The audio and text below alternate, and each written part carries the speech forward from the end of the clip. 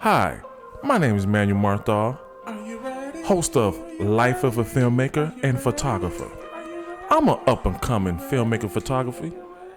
Come and walk with me as I navigate through this filming industry and watch me make it to the top. See you soon. Hey, what's up, everybody? This your boy Manny, Life of a Filmmaker and Photographer. Got some good news.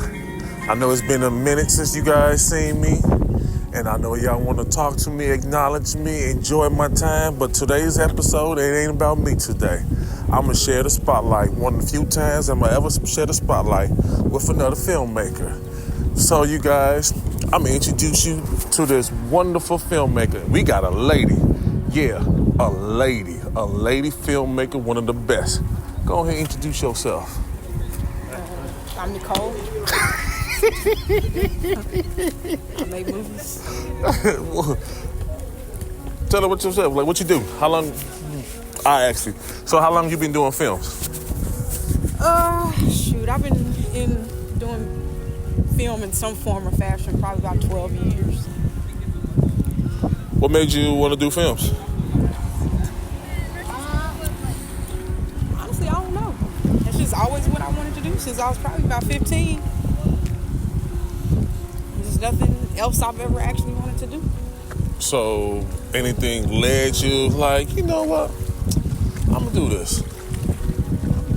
I don't have an origin story. Uh-huh. It was just a moment, I guess. Like, the story I've told. I mean, it's a true story, so it's a story that gets told all the time.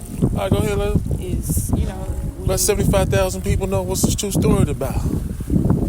When your family has that camcorder. Mm-hmm. And so, when that camcorder basically is yours, nobody uses it. Uh-huh. I mean, at that point, that's when I knew that's what I wanted to do. Uh-huh. And so, like, it's not a spectacular story. That is the story. So we all can relate, when you do that family function and you got that one thing that, ooh, what is this? So what inspired you to continue doing films right now?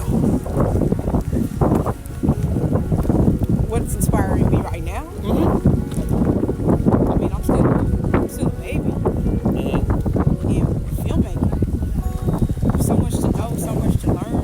Mm-hmm. So many things to still do to accomplish. The art of it, the storytelling, figuring out the ways to tell a compelling story through your camera. Like, I just love it. Mm-hmm. How many films do you produce? Or film? Well, how many films you done so far? Been on set? Just been on set working. Mm-hmm. I can't even count. I mean, over the last 3 years, probably 10 in the last 3 years. But I've been doing this for 12 years. So you from Dallas? No. Where you from? I'm from Oklahoma. Oh, Oklahoma. What part of Oklahoma? Oklahoma City. Oh, okay. See, sports fan? Casually. Thunders? Of course. Okay. Favorite basketball player? Westbrook. Whoa. Okay. All right. So. What's that about? He all right. That's a different topic for another this day. So you guys, we out here walking at the lake, White Rock, beautiful lake, huge, love it. I flew my drone over here one time, and I was scared, I ain't gonna lie. I thought it was gonna fall in the water, and I can't swim for shit, so I was like, fuck it, I'll put in my taxes. But it went to one end to the other end with no problem, so good. So, do you have a particular genre that you love or you want to build your resume, your portfolio, your art on? I don't have one that I want to build a portfolio on. Mm-hmm. What calls me most right now is drama and thriller. Why is that? Because you get to go moodier, you get to go do a lot more in depth with the lighting and creating a world. And that's what really draws me to the filmmaking part of it. My job is to create a world. My job is to convey a story without words. Convey a story from what you see.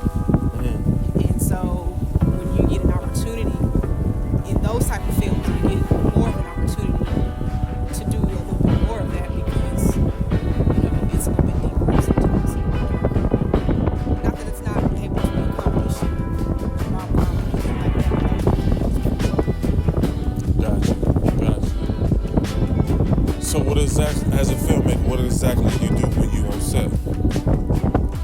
My job mostly is today, this part of my career is directing photography.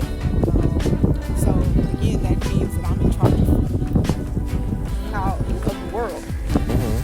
I'm in charge of taking the director's vision, inputting my own spin on it, understanding what the script is saying, and creating a world for audience interpretation. That's dope. What's do you have a name for your baby? Your camera. You don't have a name for your. What type of camera you use? I have a Black Magic Ursa Mini, and it is my baby, but no, it doesn't have that. What made you pick that camera? Cost. Man, it's on the Netflix list. That is a game changer, though. I'll give you that. Honestly, like, if I'd have known then what I know now, I probably would have chosen a different camera. But What camera? I might have gone Sony Ground. Well, I was shooting with the Canon 80D. So That's nice, though. it did what it did. But the upgrade, like I was able to keep my Canon lenses and all that type of stuff, so it wasn't. Because when you upgrade, you gotta upgrade everything. Unless you get a filter. Those lens filter. I mean, yeah. Because I use some Sony cameras and use Canon lens. Yeah, I mean. The adapter, not the filter, the Yeah, I adapter. know what you're saying. And again, that's still an upgrade. If that's something you didn't have, you got to upgrade to that. But my whole thing is, when you upgrade cameras, you have to upgrade everything. You got to find everything to build out your camera, to build your rig out. You might have to get a different tripod. If you're shooting, like for me, I went from an 80D DSLR to being able to shoot full 4K. If I want to actually shoot 4K, then I had to get different memory cards. Yep. If I want to edit that 4K, I got to get a better computer. Like, and then of course you got this camera. You don't want to use your kit lenses, so now you're gonna get some better lenses. Yep, I'm with you. So yeah, I mean when you upgrade, you upgrade everything. But I would have had to transition. The transition would have been a little bit harder if I'd have upgraded to a whole different system, like from a Canon situation to a Sony situation. But again, if I'd have known then what I know now, I could have got the PL mount because that's not going nowhere, and that's industry standard. For the people who don't know, what's the PL mount? I don't know what it stands for. No, tomorrow, what type of brand? What brand? It's not a brand. It's a mount. It's actually just a mount that a lot of higher end, bigger cinema cameras have. And so, like you said, you can get an adapter for them. Yep. But if you have a camera that has that, you're always going to be able to find glass. True. And you're going to be able to find vintage glass, and you're going to be able to find new glass that has that mount. You got any vintage glass? I do. I got this one glass, literally from World War I. Really? Yeah. You talking about the quality, the sharpness? Like when they said, Sharp? it's super sharp. Like when they said date your body, mirror your lens, they wasn't lying. I'll let you see it one day. It's like, you'll be like, oh. And it was dirt cheap, like Yeah, because it's like $56. It was like under $60 with tax. So, yeah, I would like to get some different glass, but I gotta build up the stuff that's relevant now. Like I'm gonna get some new lenses soon, but I'm trying to get the cleanest lens rather than getting a lens that has a lot of character. Because you can build off clean. True. You're not locked into character, but you can build character off of a clean lens. How many lenses do you have? Something like that. Okay. I probably have 20, I think. Maybe more. I don't know. I stopped counting after Why? 13. So I got one set is for the Panasonic, because I got a Panasonic ring. I started off with a Panasonic, and then I also have a Canon. So I got the Canon lens.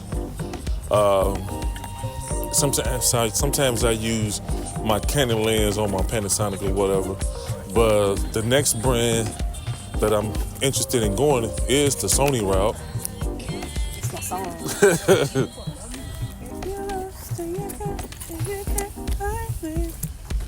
Time after time.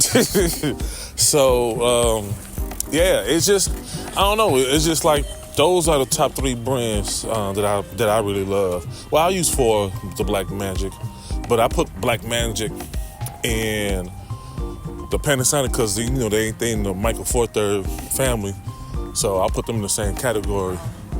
But I mean, you talking about a Pocket Forecast, Micro Four Third, right? So, but I think I'm going to get a Black Magic also, but I won't get to the point, honestly, like, I just love collecting cameras and lens, and I just want to get to the point that I'm like, standing there, like, okay, which toy do I want to play today? So, yeah, that's where I'm at right now, mastering the equipment, so I love it, So, I mean, what's your motivation for film? My motivation for film is just like, I just love it. It's more of a therapy for me, like, it found me. Like, I never had any interest in doing film, but I was always around the scene, like when I was little, I always loved watching TV shows, movies, and then when I was in high school, got involved with theater, hate theater, and my mentor, he was a filmmaker, so he put me on. Like, I was just helping him behind the set, learn all the things, so I just love it. I just want to get paid for it, too. What's your... A film philosophy? Huh? You have a film philosophy? What do you mean? Like, my philosophy on film is layers. Layers don't happen. I mean, you don't get everything. You don't get a full dynamic piece of work without all the layers. And so layers comes from everybody. Like, it's not a one-man job. My layer is being able to make it look good, expose it right, light it right. But also within that layer, I have a gaffer who I can say, I should be able to say, hey, this is what I want to do, and he can execute. And his layer is that execution, but he might have grips that he can, again, share the vision, and they go execute. But also then there's the set design, there's the audio, there's not only the recording of the audio, but the mixing and the design of the audio. There's the production side of it, meaning all the organizational pieces. There's props. There's all the things. And you can look at a film and you can tell when all the layers are there and when they're not. True. And I'm not saying that I've gotten there yet You will. because we work in the indie industry. And the indie industry, a lot of times, is, it's gonna sound bad, but it's working through ignorance. Because you don't know what you don't know, and what it looks like is not always what it is. And so, What's it? unless you want to. Oh, I can hang now. And so if you don't know about a certain thing, then you can't add that layer to your toolbox. True. And so, but that's when you get films that look like indie films, like low budget films. And so, like I said, that probably sounded bad when you're working through ignorance, but ignorance is not always bad if you're seeking information. And you learning from your mistakes. Exactly. Yeah, I'm with you. Like my first film that I ever did, that I ever produced, was my movie. It was just me and my boy. We also had another young lady helping us film, and she was a college student. She was I want to say like a freshman or sophomore, and so he was a photographer, and I was just mainly an actor, a person who could write.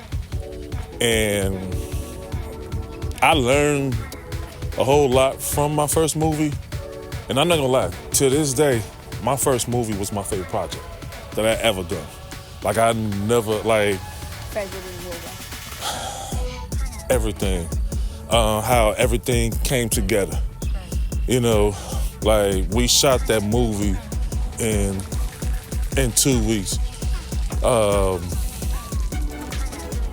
How it wasn't stressful at all. It had a whole bunch of bloopers, mainly because of me. I enjoyed it, the set. Zero complaint. It's to the point that I'm I would love to reshoot it. In Dallas, new cast and everything, better quality, especially the audio part.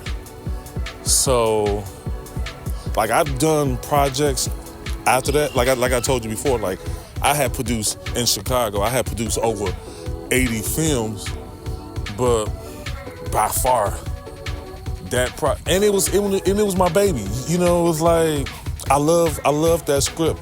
That script came to me in a dream, so I was more passionate about this script than other scripts. People always tell me my best work was the project Life in the Shot. I hated it. You know what I'm saying? What is their definition of? Because to me, what you're sounding like is you're talking about the experience of the process of making the film. So you guys were just having fun. But what are they talking about as far as what's the best? Are they talking aesthetically because they weren't there with the process? No, they were saying man, the script was dope, and I literally did the script. My boy Mike, it was like a hood show. You know what I'm saying? I ain't care for it, So Mike was after we did the first movie, he was man, you been a momentum. Everybody know who you are. You got to drop another project for. And I was hell no, I don't feel like dropping another project. I want to rest on this, promote this show, this movie more. Get this more exposure. He man, we got to. Is that on YouTube? Yeah. So I was all right, what you want me to film? And he told me, and I was all right, okay, cool. Did my secret formula. I was telling him okay, if I'm gonna start writing the script, you know what I need. In Chicago, we got this fast food restaurant called Heroes. I knew you was gonna say that. Get me my 8 to 10-piece wings, Butterfingers, Payday, Baby Ruth, Snickers, M&M's, a bottle of Hypnotic, Long Island, and I see you in an hour.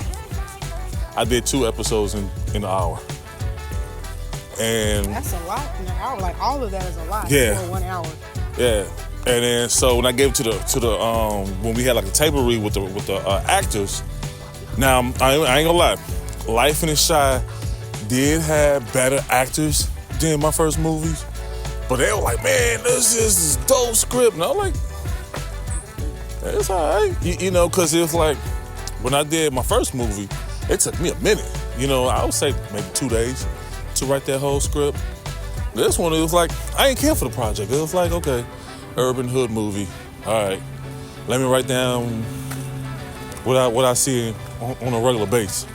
You know, it was like it wasn't no challenging as a writer for me. It was like I just write what I see living in Chicago all the time. So yeah, so didn't have no passion for it. You said that first one took you how long? Couple days. Yeah, it's like my writing style is the same way how when you got a rapper that's a freestyle. Like I can write to anything. Give me a topic, boom, I'll be back. That's my style. With a finished draft or a first draft? Finish. Perfect. Yeah, I could show you firsthand if you want me to show you. Remember the text message I sent you about the dream that I had? Yeah. Yeah. That bad boy's done. Impressive. Like that bad boy is done. Like when I was sending you guys a title, and here's the funny thing, I was writing it, majority of it, driving back from Chicago to Dallas. So. The writing process is different. Yeah. Do you want to write? Like, what's your goal as far as being a filmmaker? I mean, in the moment, my goal is just to be the best cinematographer in Dallas, and then be the best cinematographer, period. Over moi? Now, you know, look, I'm gonna be honest with you. You know, I'm always rooting for you. I want you to be the best. And if we up there for best movie, and I'm nominated, you nominated, I'm rooting for you to lose. I'm rooting for you to lose. Like, especially for an Oscar. Like, I'm like, hell no, man. Hell no. Like, I mean, who wouldn't want their own film to win? Hell yeah. But I'm good at what I do. And it'll only get better. Yeah, of course. And so my thing, like I'm striving to be the best. But there's a possibility that I might, at some point, try to get into the ASC or something like that. But really, my ultimate goal is to get paid decently to shoot quality work. I don't want to look at my work and, I mean, there'll always be things that I think I can do better or whatever, but I don't want to look at my work and say, well, we couldn't do that because of this, or this didn't happen, or it looks like this because of this, or whatever. And so, like, I have some decent work out there, but it needs to be better. Every time I walk on set, it's got to be better than the last time. And so that's the ultimate. The ultimate goal is to be shooting on such a high level that I am, one, recognized for the level that I'm shooting, and two, that I can shoot what I feel like is worthwhile work. That's deep. And then also, if I can get to that point, then I can bring, other people on. And so, like, within that, like now, working on building, a couple of businesses that coincide with production. So. Do you have your own company? Yeah. What's the name of the company? 1121 Media. Why is that? Love the name. Just flows. Okay. No story behind it. It's no story. I mean, it's my birthday. There's no story. Okay. All right. It flows. It does. Any favorite project that you've been on yet? Favorite? Mm-hmm. My most favorite projects are the ones where I'm working with people that I know and like. So that's pretty much every project so far. Sneak this. That's pretty much every project so far. But I mean, when you start filmmaking, there's always problems. No set is perfect. True. And the only problem that I'm having now is, and I guess it's not a problem, but again, a lot of us are working through ignorance. And only some of us are trying to get past that ignorance, and some of us are content with what we're doing. So, what is the process? Like, how do you find gigs? Like, ooh, I want to be on this project. Nah, I pass on this project. As far as like shooting, I've never turned down anything. Okay. Samuel L. Jackson route. Okay. For now, I mean, you gotta make money, man. Like, That's how he did it till he made a certain amount. Then he was turned down. Like, no, I'm good. well, you gotta, I'm still establishing myself. I only have 5 movies out. Well, technically, what? I think I got 5 movies on Tubi, 1 on YouTube right now. But like, they're all like, if you watch them in order, I think you'll see a progression of growth. And so I need everything to be like, I still want you to see a progression of growth, but it needs to start off being like, oh, that's dope, to being like, damn. That type of thing. And so, as far as getting that work, right now I'm in the black indie circle. Okay. So my name gets thrown around. Okay. And so like it's not, I mean there's stuff that I've tried to get and haven't. But that also is because like other people with more experience, more equipment have also been, their name is in the ring too. So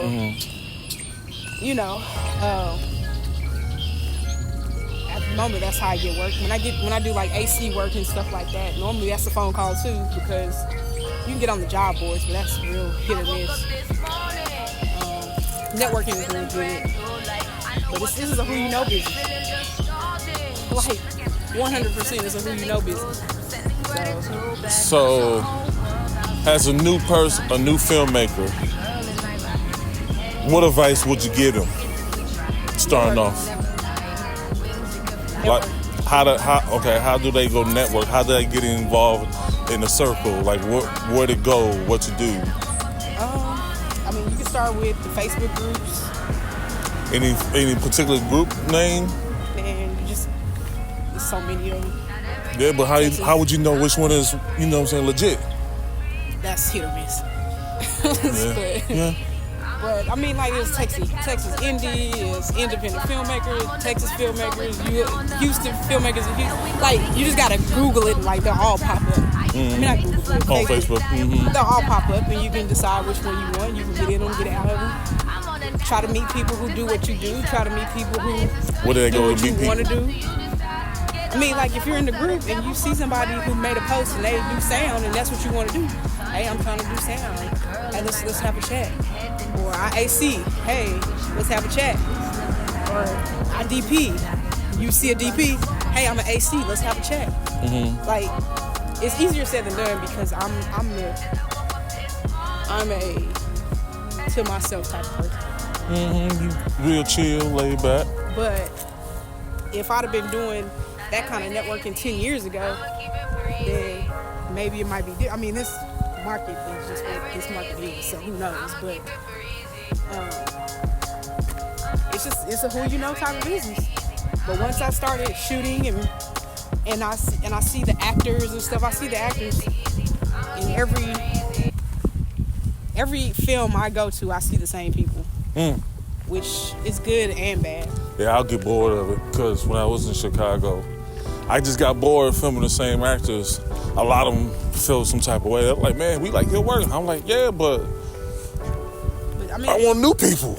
And that's true, and not like it's good and bad at the same time. Because one, obviously, you build a team and y'all shoot the same thing. But and this is what happened in Hollywood too. Like you Tyler Perry. Tyler Perry does it.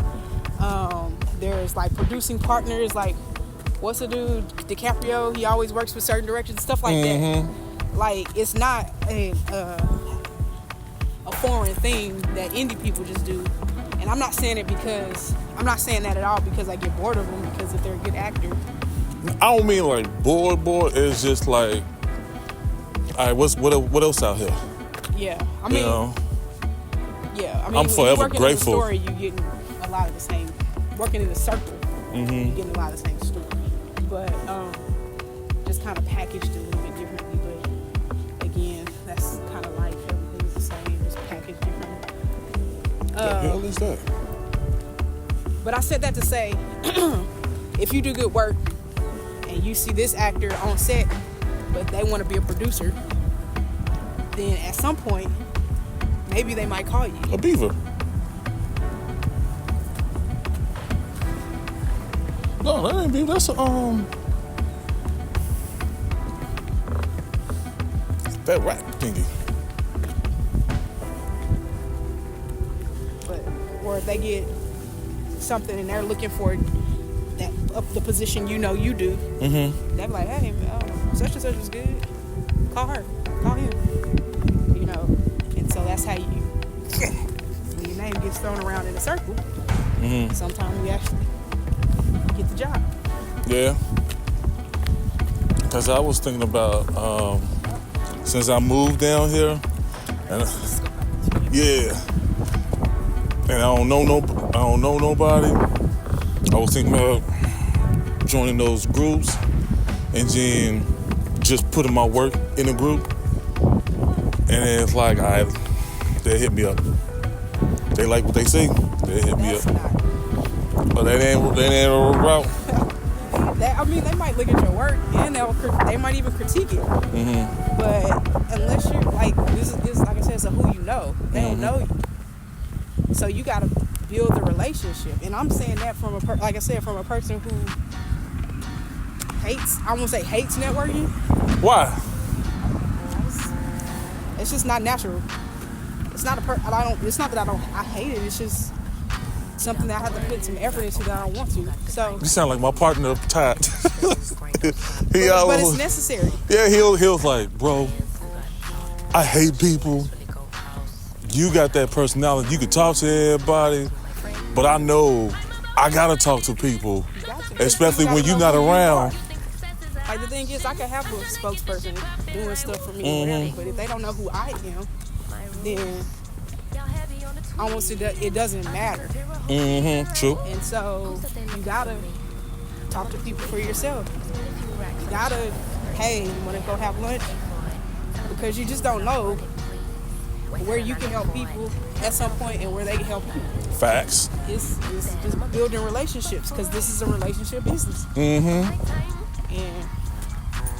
like I said, if I'd have been like more heavy on building the relationships 10 years ago, when I first got out of school, a year or two out of school. Pros and cons of going to college to be a filmmaker. Pros is that you get free equipment. And I went to the Art Institute. Now they'll give you a whole camera and a laptop. Hell yeah. When I went, all we got was a hard drive. Damn, for real?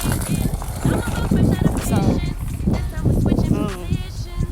but I went in 2010. So all that stuff is still very, very expensive. I'm talking about giving a $2,500 camera now, when back then accessing quality equipment was still first come, first serve. No, a huge expense. So we're not giving this equipment away. Now, okay, yeah, we'll give you a DSLR that costs $800, a $2,500 pocket, you know, with a lens, one lens or something like that. It's not that much. Plus, you can put that into the cost of your tuition without it really seeming like nothing. Ain't nobody putting. You ain't lying about that. That's how that gets you. $15,000. Yeah. For, you know, you're not getting the Ursa. You ain't gonna get the Ursa I got. You're not getting a $10,000 camera. You're getting a $2,000 to $3,000. That's easily written right into your into the cost of the education. So, and you get the latest version of the MacBook. Yeah. But even thinking about that though, I edit on a PC because I can build my PC.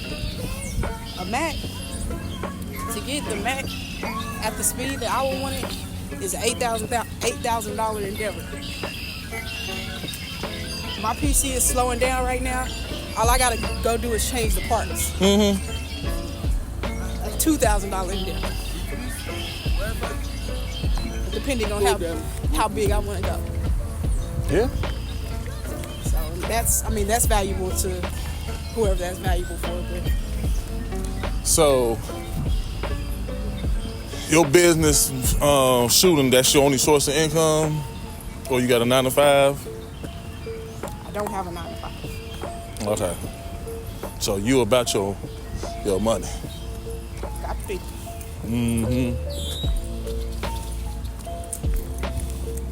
So this ain't a game for you. This is a lifestyle for you. Yep. And that's why when you hear me talk, I don't know if you hear it or not, but you can hear like the passion for the work. But at the same time, you got the passion for the work. You're gonna get that quality. Now you gotta pay for it.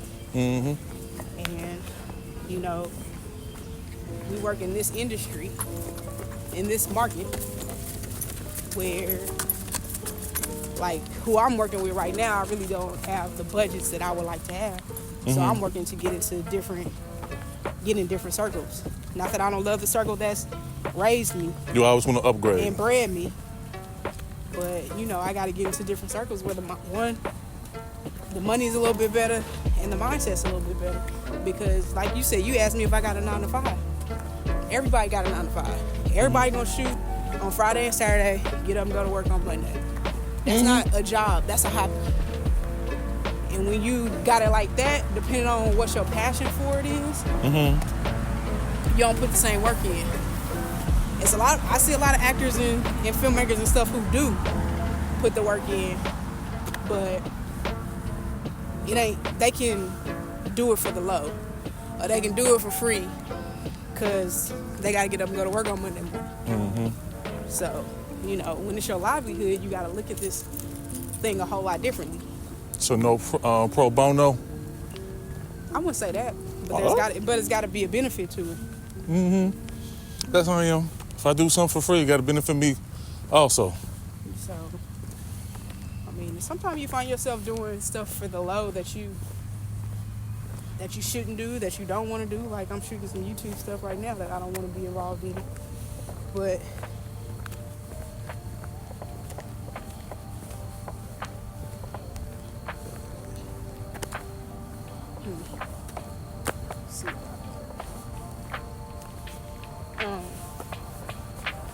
but sometimes you just got to do some stuff while you're in transition. And so I'm in transition with building these businesses and building some partnerships and like more people. In what regard? Partnership. I mean, you know, I got everything you may need.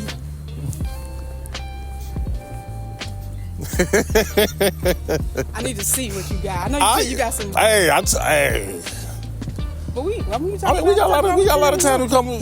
Stop over. You'll see. I'm telling you. Talk about what you're trying to do. What's what for real? Yeah, you gonna see. You like, bro. I gotta use this. I gotta use this. And all I'm gonna say, don't break my shit. You got it now. You got insurance? No, hell no. I got insurance. But you can send me that info? For insurance? Yeah. It's called Next Insurance. I mean, I'll text it to you. I mean, it's really easy. That's why I was like, it's called Next Insurance. Yeah, text it. I ain't gonna remember that. I ain't gonna lie to you. But yeah, I mean, you know, I got insurance that covers other people's stuff. It's weird. I don't have insurance that covers mine. It's, you gotta get a whole different policy to do that, which is fucked up. But whatever. So anyway, but yeah, I mean, you know, just you got in this business, you got to stand up for what your work is. And at this point, like I said, I got enough films behind me that people know the work they're gonna get, the visual work. Now I just gotta make sure that the audio matches the visual, because that pisses me off so much. Yeah, because how it is, people could see a bad video, no problem, they could get through it. But a bad audio, you can't get past it. Yeah. It's just crazy. Like I spent a lot of money on audio. My last project, I finally was able to have an audio person where I wasn't having to worry about me and my team having to switch out for audio and all that type of stuff. I mean, and it still didn't work out the way I needed it to. I mean, if I'm available, just hit me up. See, that's what. Because of my 9-to-5 job, yeah. No, I mean, no, it ain't even that. I don't know what your audio skill set is. I guess we can find out. Yeah.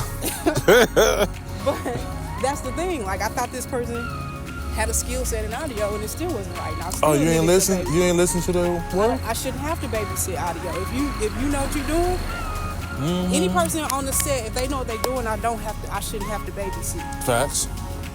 So, and you shouldn't be like, hey, is this okay? Is this okay? And I ain't like, you know, I wasn't tripping because I knew it wasn't like. What type of audio he had? What type of mic? Like, he was using my stuff. My 2 Sennheisers. And oh, they nice. My 3 Sennheisers. I had 2 lab Sennheisers and I got that in the Rode. So I might get some Rode for some. The Rode 3 hands down the best. But I got them Sennheisers for a reason. But yeah, so I mean, you know, like, so it's not as great and as crispy as I really wanted it to be, but I don't want to. I gotta get somebody I don't have to babysit. All right, call me. I'll give you some Krispy Kreme donuts. But yeah, like I said, I got the visual behind me. I'm actually working on my new reel. Okay. Now. Where can people go see your work at? Because you know, if I know my audience, they Googling trying to see where you at. They want to see your stuff. The website is kind of a work in progress. They can go to the website right now. 1121media.net. 1121media.net, you guys. That's the word 11, number 21. The word 11 and the number 21. That's dope. Instagram, social media. I don't know. I got it, but I changed my name. So I'm thinking I need to change it back. Don't worry, you guys. When she's gonna give me everything, and I'm gonna put it in the description so you guys can check out, show support for her. You know, anybody looking for a gig. Are you hiring? I mean, I'm always looking for people to work. Hey, y'all better be on your shit, cause she will fuck you up. I won't. I just won't hire you. That's another way of saying she will fuck you up. You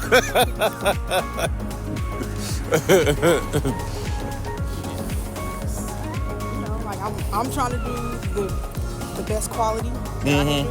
And that's what I want from everybody else, especially if I'm trying to get you the right rates. Like, if I'm trying to get you good pay rates and stuff like that, meaning I gotta go and get big clients, or I gotta ask for more money for. She'll put you on, y'all. Person who, who's hiring me to shoot a movie. Then I expect top notch A1 quality. I expect you to be able to do your job. That's all. So she gonna be hiring me, y'all, soon, y'all. She gonna be calling me. So, what are your weaknesses and what are your strengths as of right now? right now, my strength is that I'm gonna be better every time you see me. Mm-hmm. The weakness is probably the same thing, is because perfection takes time, and sometimes perfection is paralyzing. Mm-hmm. So you broke out. So you talkative, networking, and everything. I mean, that's a work. I mean, I don't have no problems doing it. Just the follow-up is probably the worst for me, but you know, you do what you got to do to build your business. Like, either you gonna do it or you not. True. And so the thing that I'm doing right now is I'm building the back end, getting the marketing stuff. So, like, when you ask me what's the website, you can go look at the website. Mm-hmm. You can go see work, blah blah blah, whatever. And that just got revamped. Like, I had to change, well, I didn't have to, but changed everything, rebranded, redid my logo a little bit. And so, yeah, and then just like putting together all the processes and stuff like that, and, you know, getting like legit. Because, why Dallas? Why you moved to Dallas? I just came down here to go to school, and I never left. I'm still not stuck to Dallas. I don't have no ties. Okay. So any moment you go anywhere. If it makes sense. Like, I like Dallas. It ain't a bad place to be, and I've cultivated enough relationships. But yeah, if it makes sense for me to be somewhere else, I don't mind doing it.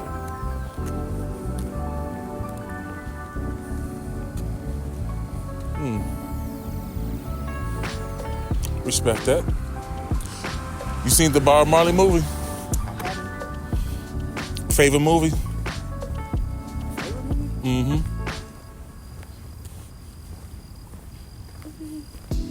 And you should watch the Bob Marley movie. It's actually good. A lot of people mixed reviews. I'm a Bob Marley fan. I know his story inside out. I love that movie.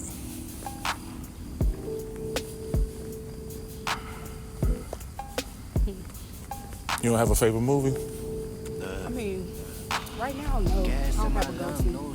But I've been watching John Wick. I don't really care for the storyline of the movie, but it's beautiful.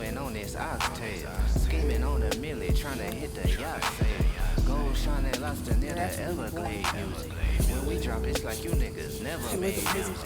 Better days never came easy to. So you looking at it as DP eyes. Yeah, I mean, like, I look at it through the whole thing. Like, the story's got to be captivating.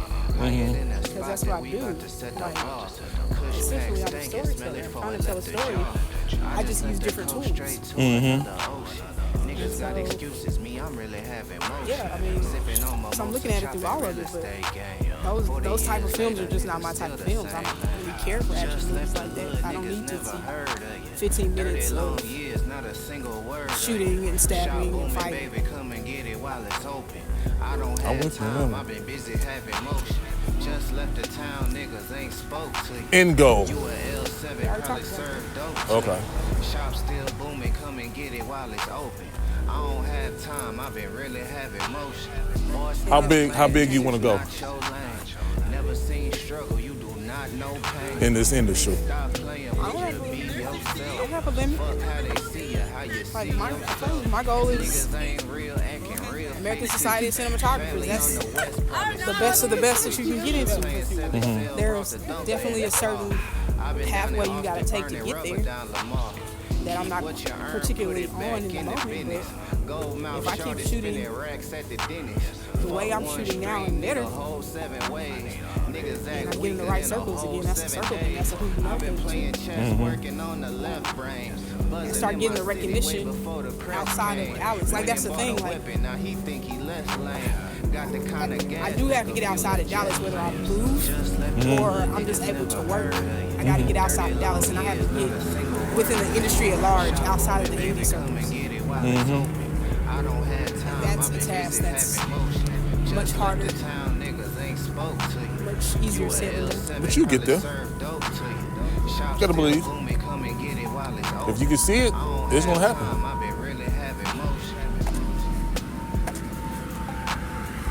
Are you being affected by the strike?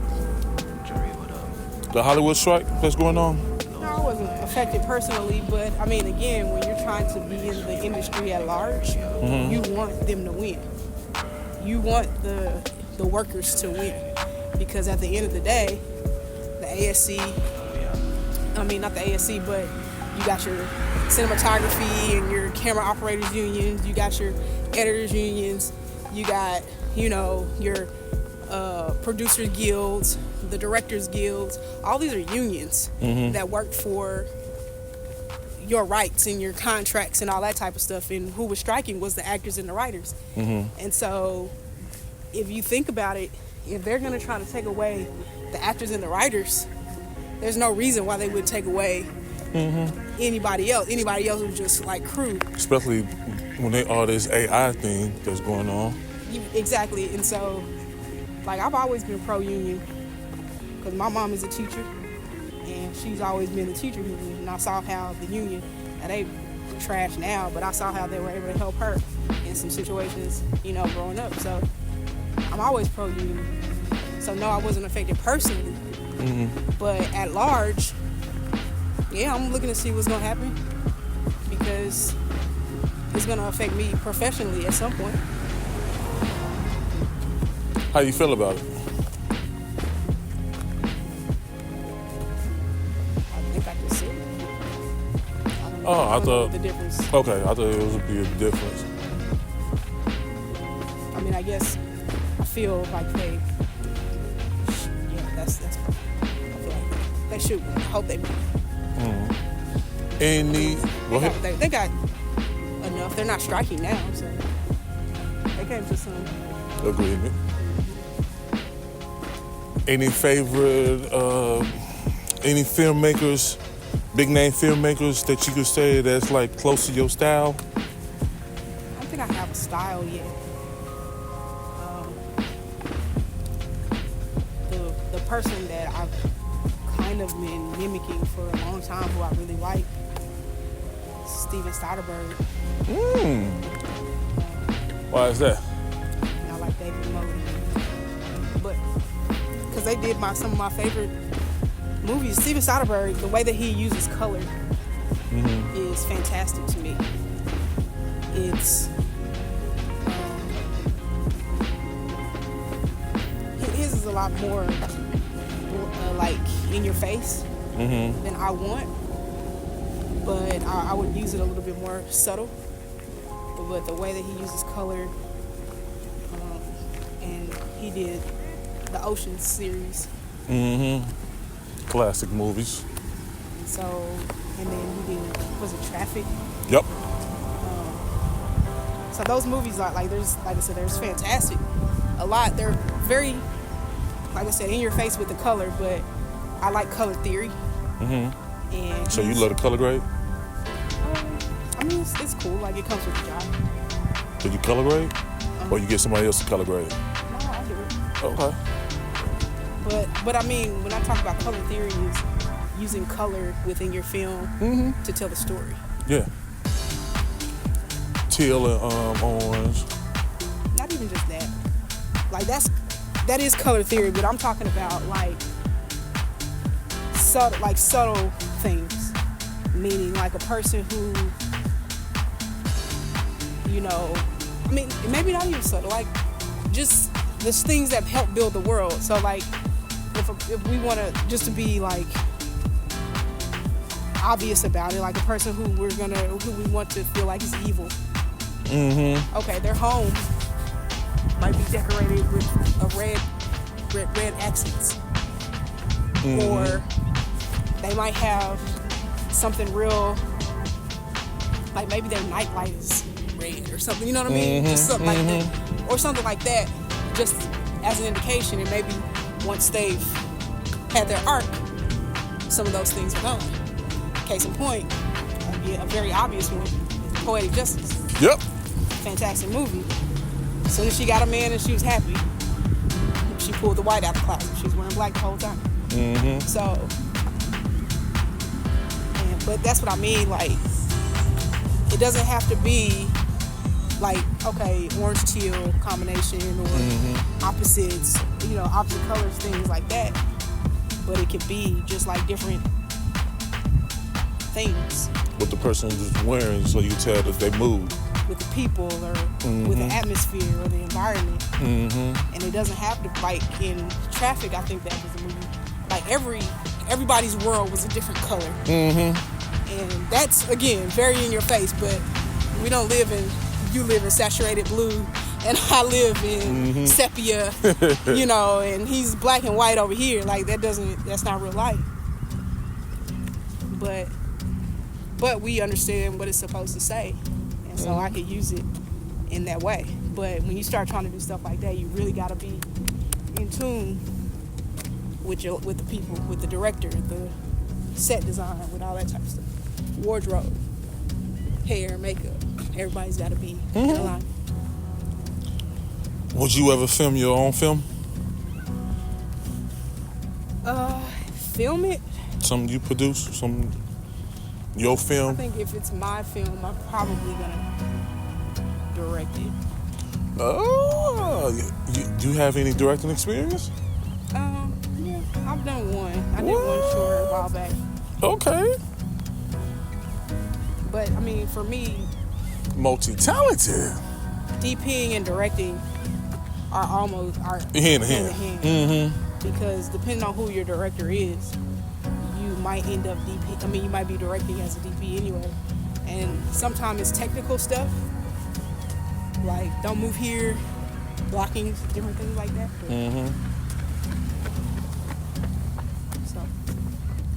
So of course I do my own movie. I love doing my own films, but I'm gonna start doing other people's projects. What does that mean? Like for gigs, but like I know how the industry is, so like the project that I'm like passionate about, I ain't gonna put it out. I save it for later until my name is out. Then I can bring out my babies, like my big boy toys. So yeah. I mean, I guess I still don't understand what you mean by. Do you mean you'll shoot other people's projects? Use other people's projects? Yeah, I got a couple projects that's in the works that I'm filming other people's projects. Like somebody else wrote it. Yeah, so I'm mainly filming and acting.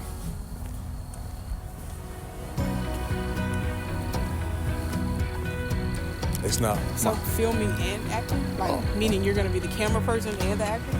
Yeah. I mean, I'm going to have a crew. Like, my boy, he filmed also. So, when it's my scene, he going to be filming. The one I had you on the phone with? Yeah, I got to act also. If it's a dope script, I'm find a way to ease my way in and acting is like, hey. Honestly, I just find that people who do two big jobs fail at one. Unless they go hand in hand. And acting and directing, acting and cam-opping, those are opposites. I'm not saying you can't do it. Because it's proven it can be done. But no, but it's like, if like I said, it's like if it's not my scene, like because it's just me, him, and another guy. So if it's not my scene, I shoot, no issues. So then I got a project that I want to do too, that I love.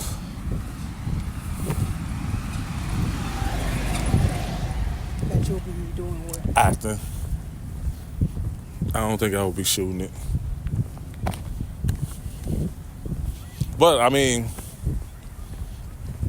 thank God for YouTube and clips show you how to be a one-person filmmaker. Like, there's this one filmmaker that I follow. I can't think of his name. I think it's D4 He's been filming out there in the LA. That dude is amazing. Like he break down like everything you need to know about.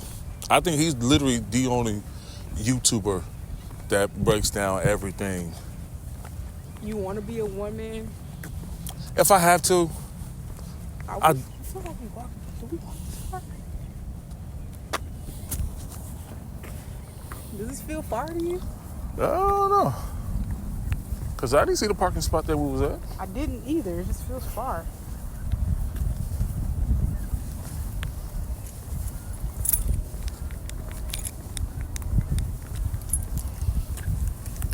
So before we go, anything you want to add? Let anybody know more about yourself? Oh. I'll give you all my socials. Yes, she's gonna give it to me, y'all. So we're gonna stay tuned, cause I feel like it's gonna be a part 2 coming up about her. So yeah, thank you guys. Oh, wait. See, told y'all. Go. Couple things. Go ahead. You can go watch a few of my films on Tubi. Intentions. Dishonorable. Heavier. Just Between Us Girls. Chloe's Pocketbook Diary. And you gonna send me those links today? I'll send them to you. All right, so she gonna send it to me, you guys, and I'm gonna put it in the description. So, yeah, y'all got some movies to watch this weekend. Short film, long feature films. All features. Oh snap! It's a feature film, so get y'all popcorn ready, cause I'm about to get my popcorn and go home, cause these bugs is killing me. All right, I'll talk to you guys later. One love, 2 fingers, and I'm out.